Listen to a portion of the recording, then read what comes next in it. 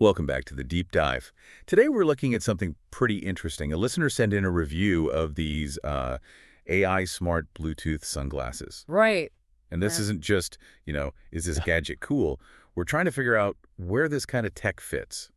How are style and tech really finally starting to blend together properly? Yeah, finding that balance. We want innovation, sure, but it needs to be subtle, useful, not screaming, "Look at my tech." Exactly. So our mission today. Well, I think it's to pull out the key insights from this review.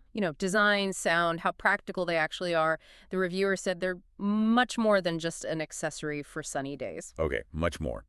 Big claim. Let's see if it holds up. Is it real substance or just a marketing spin? That's what we need to figure out. All right, let's get into it. First big thing from the review. They look normal, like regular modern sunglasses. Which is huge, right? We've seen so many attempts that just look bulky or like way too sci-fi. Totally. They apparently avoided that tech face look. Mm-hmm. Sleek, unisex design. Supposed to fit most people. But hang on. Uh-huh. Don't they all say that? Every smart glasses company claims theirs look normal. Is there anything specific in the review that backs this up? Or are they just, slightly chunky? That's a fair point. Usually the tech adds heft, but the review highlights this combo of a sleek look and being lightweight. Lightweight, okay. Yeah, and apparently, while the arms are a bit thicker, they have to be, right? For the speakers, battery. Sure, physics. Exactly. But the review claims they're balanced so well, you kind of forget the tech is even there after a bit. So comfort is the way they sneak the tech in, like a Trojan horse. Kind of, yeah. If they're uncomfortable, pinching your head or sliding off, who cares about the smart features? True. So the review says, comfortable, sturdy, and crucially, they actually work as sunglasses. Good UV protection. Right, can't forget the basics. They have to function as sunglasses first. Otherwise, what's the point? Okay, so the frame sounds promising, but let's talk function. The real innovation here seems to be this open-ear audio thing. Definitely the core feature. How does that work exactly? Is it like those bone conduction headphones that vibrate your skull? Because that can feel a bit weird. Good question. It seems, based on the review, clear sound, decent privacy, it's likely not bone conduction. Oh, okay. It sounds more like tiny directional speakers. They aim the sound very precisely towards your ear canal. So focused sound waves, not vibrations. Exactly. More sophisticated acoustics built into the frame itself, trying to keep the sound just for you. Got it. And the big win there, the review emphasizes, is situational awareness. Absolutely. That's the aha moment they talk about. You can have your music, your podcast, whatever, but you still hear the world. Traffic noise, a bike bell, someone calling out to you. It's a safety thing, really. Yeah, that makes sense. Yeah. Especially for walking in the city or cycling. Or even just being in a park wanting to hear birds in your audiobook, Okay, but let's talk sound quality. Open ear always means a trade-off, doesn't it? Okay. You lose that seal you get with earbuds. You definitely do. You can't beat physics, like you said. The review is pretty upfront about it. So what's the verdict? It says the audio is clear, crisp, especially good for voices, podcasts, phone calls, that sort of thing. But probably not for bass-heavy music. Exactly. You won't get that deep thumping bass you get from proper headphones. It's just the nature of this open ear design. So it's a compromise. It is.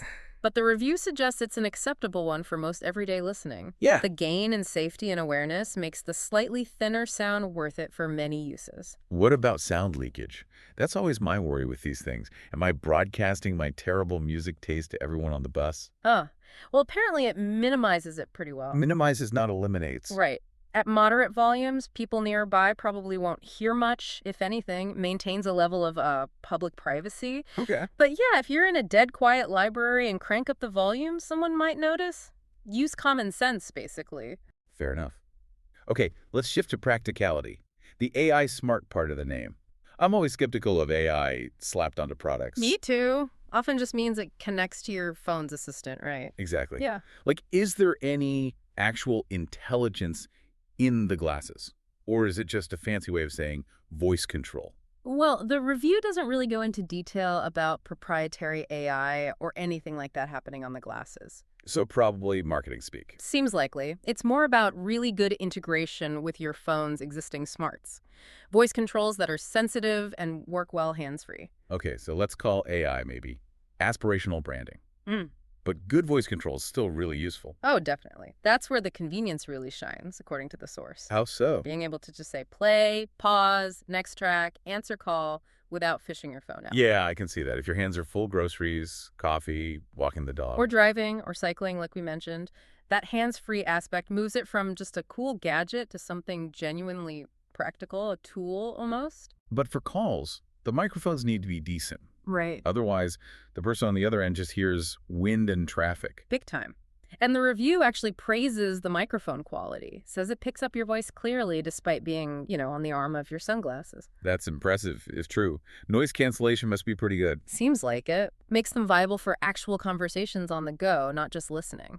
What about just the basic connection? Pairing, stability? Is it fiddly? Nope. Review says pairing is quick, painless, which is crucial. Bad pairing experiences kill wearables fast. True. And the Bluetooth connection is apparently stable. No annoying dropouts when your phone moves in your pocket. It sounds reliable for daily use. Okay, reliability covered. What about powering these things? Battery life is always the Achilles heel. Yeah, tiny device, tiny battery usually. The review calls it decent enough for a full day of casual use. Define casual use. Good question. Probably means intermittent listening.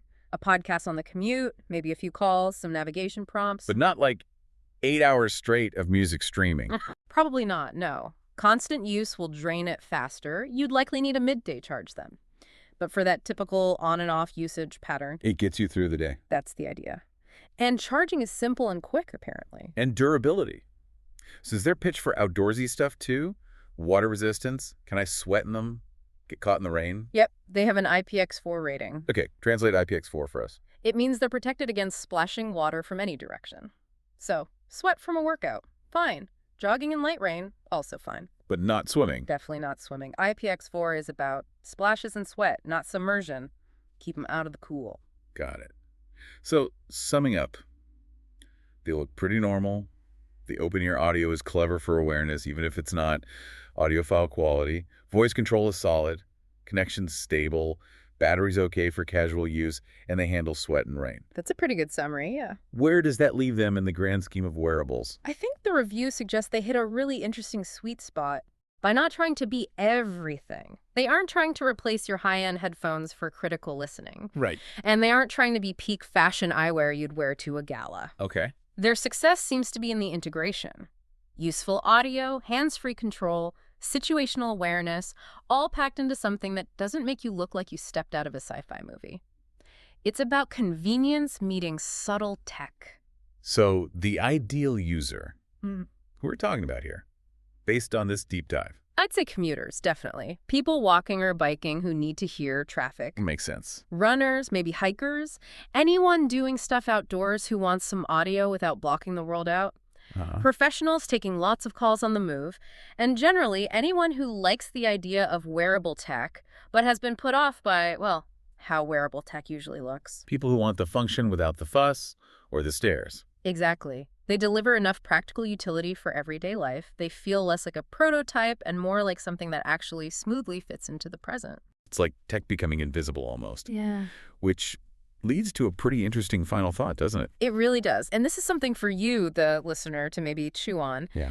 If this kind of tech smart features connectivity becomes so seamless, so integrated into everyday objects like sunglasses, Yeah. does our whole mindset shift? Do we stop asking, wow, what can this new gadget do, and start asking, Why wouldn't my regular glasses be smirched? exactly, why wouldn't my jacket have climate control? Why wouldn't my watch monitor my health passively?